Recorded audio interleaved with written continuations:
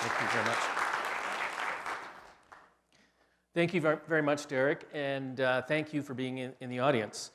With this really interesting topic of crossing the chasm, how is it that we go from ideas to actually having society, individuals, companies bite into an idea and make it happen, that process of innovation. Innovation doesn't start with that, it actually starts with something kind of earlier on, the journey that's part of the college, the discovery phase as an individual, as an organization, the creative part, then being brave enough to represent it in the world, the attempted innovation. And probably associated with that, the need to rethink things because there's something called failure associated with those first ideas that come out. So I want to talk about that process, how to cross the chasm and what I've learned from my perspective. And usually in your attempts to cross the chasm, there's a little bit of blood that's shed. And so oftentimes this challenge of making transition sort of from fundamental discovery to innovation to economic development is depicted in this kind of a way, sort of at a macro level. And people depict it in this sort of sinister way, the idea of there's this valley of death, this chasm in between. And certainly governments look at it at a macro level and say we're investing all of this money into discovery phase through our research councils, et cetera, and our universities, and what of any use is coming of that?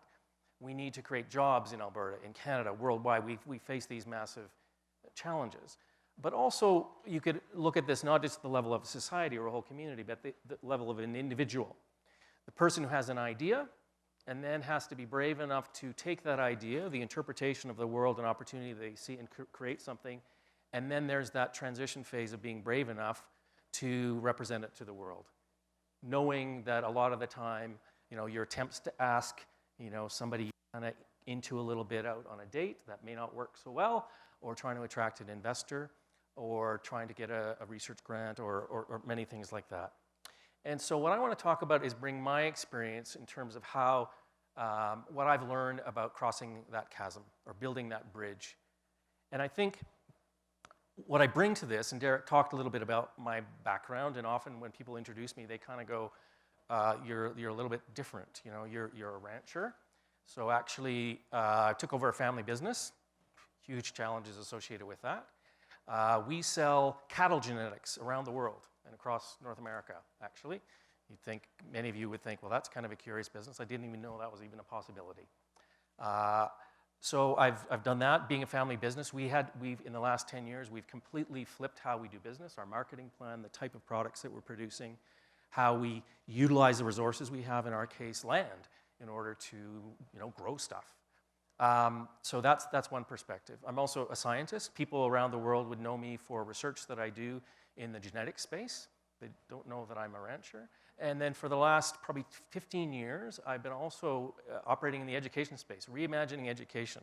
Because as I'm going to tell you, I think we kind of need to do that, to adapt to how people learn actually now, and stepping away from education is about passing on knowledge. Okay? I think we're beyond that. So that's the perspective that I have at a very practical level, working at the interface between science and industry, both in the healthcare space and also in the agriculture space. And so I think there are three main things we need to think about when, how do we cross that barrier, the valley of death? Obviously resources. It needs money, it needs capital, access to capital, tax regimes associated with that, but access to within our community, access to capital to make it happen. But also importantly, the opportunity that may exist. And opportunity, what I mean by that, a couple of examples would be a regulatory environment. Like in the healthcare space, there may be incredible ideas for new drugs, new ways of doing things, apps, et cetera, but there's a regulatory framework that's defined by our government that gets in the way to stopping innovation. I've heard so many stories about Canadian companies, entrepreneurs here locally that are successful in selling their stuff in the United States, but they can't get it approved here by Alberta Health or in some other province. So this is a major opportunity cost to us. And the other example I want to talk about is related to in the agriculture space, where I worked in trying to bring innovators together, scientists together with industry. And in many of our food production systems, our industries are so fragmented from their primary producers down to the retail level that incentives aren't there to actually push innovation. And a great example is that many of you would have heard of hamburger disease. Anybody heard of E. coli, some strains of E. coli, a bacteria that may contaminate our hamburger and make people incredibly sick or even die? Did you know that there's an incredibly effective vaccine that we can vaccinate cattle to prevent that organism from being within those animals? We could get rid of hamburger disease tomorrow, but there is no economic incentive right now for people to vaccinate those animals. Absolutely none, because of the disconnect in the value chain down to the consumer level. So there are structural barriers that prevent opportunities from being there. And then the final thing is what I call mindset, and that's what I'm going to focus on today. The mindset, that act of bravery of going from the discovery creative to putting yourself out there as an entrepreneur, or also this process is the same if you're an artist. Hey, I got a blank canvas, I've got an idea, and then that innovation for an artist is actually daring to put it up on a wall in a gallery or to try to sell it. And that process that requires an incredible amount of bravery. When we're young, we kind of see the world in a different way. We're kind of inherently brave, risk takers. My son here many years ago, whacking away, imagining this bag of straw is actually a dragon that needs to be slayed. And for hours and hours and hours, imagination just ran wild with that. And then something happens to these free-living children that are inherently brave and social. We send them to school. And our value systems change. And the value systems become, we're defining success in terms of retaining information, doing well on tests. And then as you progress through school, not only is your day broken up into subject areas, 50 minutes of this and 50 minutes of that, so the ability to actually integrate mathematics, language arts, and history all together disappeared because we got to compartmentalize it, because we got to assess each piece. And then when you get to college or university, we say, our culture says, you're going to choose one of these programs. These are awesome programs, and we're going to teach you a lot about engineering, but not just engineering. We want you to choose pretty early on. Are you mechanical, chemical? What is it? Computer science? What type of computer science? And what's happened as our education systems have evolved is we've inherently taken away the inherent creativity, that bravery that kids have. And what's happened is our focus on knowledge acquisition and skills acquisition have become the queen and the king. And what's happened is thinking has been kicked out of the castle across the moat, and the drawbridge has been brought up. And yet we say, well, we really hope these people whose brains are filled with knowledge and skills can actually apply them. We might try something. Maybe you should go to graduate school to do that, or take a fourth-year course. And I think we've got this completely wrong.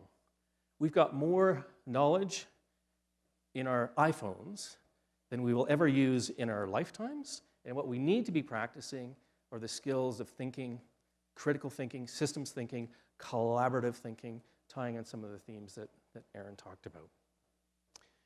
So, and we make it worse within institutions, because when you choose a degree program, we build in prerequisites and say, well, you can only take that course if you've taken all these other ones. And we make it really difficult for people to become interdisciplinarians, because we say, well, you can become get a physics degree and a history degree, but it'll cost you more time. So we have done it to ourselves, a society within educational institutions. And I know this is being filmed, and the president of my university, University of Calgary, may be listening, but in fact, she's heard me say this before, so I think I'm fairly safe. Many people have recognized this as a challenge, and Ken Robinson has written this really great book about creativity. Is this compelling, strong case to say we really need to reimagine our education systems, bringing together different modes of intelligence that create creative relationships. It's not about information and skills. It's about relationships. It's about thinking that we need to strive. So we need to reimagine.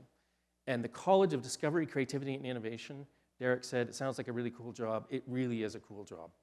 The doors opened about a year ago I got keys to an office and said, make it so, make it so.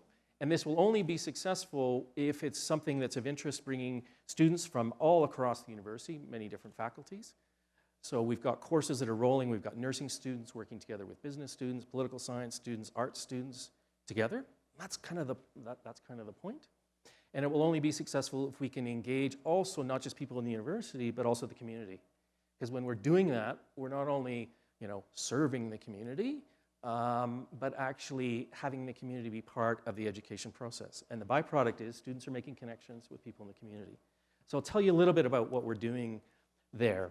And the philosophy is that we create learning, developing these brains around these thinking skills, collaborative thinking, system-level thinking, critical thinking, through giving them the opportunity to engage in the process of discovery, creativity, and innovation. One of the ways that we do this within the college is we launched a course called Global Challenges, which are running for the second time this fall. And the assignment for the course, day one, there's only one assignment for the course, which is to come up with innovations that address a global challenge. And the topic is feeding 9 billion people by the year 2050. So we kind of introduce that in 5 minutes, and then we put them to work, say, make it happen. And what's great about this topic is it's a topic that anybody walking in, a first-year university student, can begin talking about food, their own experience, their culture, health concerns, and that's the point. And they think, well, this is a really cool course. There's no final exam. I don't have to write a term paper. I just get to invent something.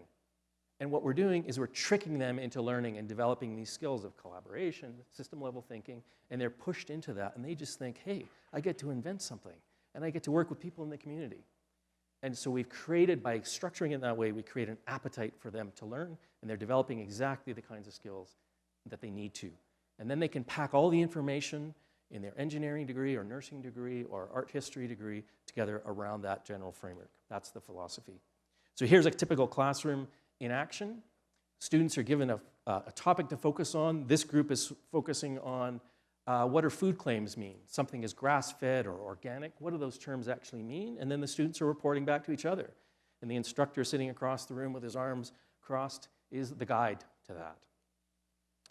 In terms of when we get to the innovation phase, beyond the creative part, or beyond the discovery part, this really is about collaboration, putting ideas out. So this is a speed dating exercise that we do where people have got 2 minutes to sort of exchange their ideas, topics, and then those ideas are pruned, you move on with other people, and the ideas merge. So we make this very active. We don't give them the structure. What you're doing now is prototyping ideas. They just do it. And we can tell them after, see how that worked? And see how it worked really well when you were uninhibited and you weren't prefacing everything by, you know, this may sound like a crazy idea, but here's what I'm thinking. They just did it instinctively. And so that's how the process works. So these students are on this journey of discovery, creativity, innovation, and you know it's authentic, so they are giving a pitch at the end. Okay? But in fact, if you really want to instill this as a learning opportunity, you don't view this as a competition. You don't view innovation as in a noun, the thing they came up with, as the reason to do this. There are some great ideas that emerge from this, but it's the process of innovation that matters. It's this process of discovery, creativity, and innovation that matters. And if you really want to make this a great learning experience, the pitch is not the end. You allow students built in, they present their ideas to fellow students and also to people in the community to increase the authenticity of it, but then you build in time for refinement and reflection. And then come back and you do it again, and you get this inflection point in learning. So this general process of discover, create, and innovate, and underneath that, those bullet points you may not be able to read, are some of the things that really emerge as in terms of the skills development. Critical thinking, system-level thinking. The inquiry process, we push them to understand what their perspectives are on the issue, in this case, the topic of food and feeding the world, understand what their perspectives, where do those come from? And then they're in a position to understand other perspectives and work with other people and embrace the diversity, the kinds of things we talked about earlier. All of the things in red, because this is a real-world issue, both at a local level and globally. Collaboration is occurring with people in the community, which increase the authenticity of it, which makes it real-world, but also what happens to the students is their motivation to actually get engaged in this goes way, way up. This isn't theoretical in the classroom. They're working with people in the food bank, the Calgary Food Bank, or they're working with grocery stores around developing these ideas, and their appetite to learn has increased dramatically. So this is really about developing what the University of Calgary has embraced in terms of development of all of our graduates in terms of entrepreneurial thinking. But it's really broader than that, because that process of discovery, creativity, and innovation is not just what entrepreneurs do, it's also what artists do, engineers do, people you working within your families or your communities in addressing an issue, that same process. Identifying an issue, coming up with an idea, being brave enough to put it out there, refining and prototyping. And so at a neuroscience level, the way that I think about what entrepreneurial thinking is in a broadest sense, are really using those different parts of the brain that underlie critical thinking, system level thinking, a growth mindset, the idea that we can learn from something no matter how bad the outcome is, and system level thinking going forward. So just to leave you, based on my experience and looking at interesting things that are out there in the education space, what are the ingredients to engaging students in a positive way? Giving them a broad scope of a topic to address, and that allows them to identify an area of passion for them, not narrowly focusing it. You give them authentic experiences by connecting them with community, by forcing them to collaborate. You use the language of critical inquiry and discussion, and take advantage of what happens to the mind of somebody who's giving a pitch. They survive the pitch, but they see what the audience reaction is, they see what their colleagues have done, and you build in time for them to refine and improve their ideas going forward. So this process of being an entrepreneur, oftentimes it is an undeveloped road that you're on, and it certainly is from an education standpoint, and reimagining how we need to be engaging people. We've really got to embrace that philosophy of that failure is good. Failure isn't something that's negative, it's an opportunity for feedback and refinement. So for you out there, entrepreneurs and innovators in the space, get ready, get set, fail. Thank you.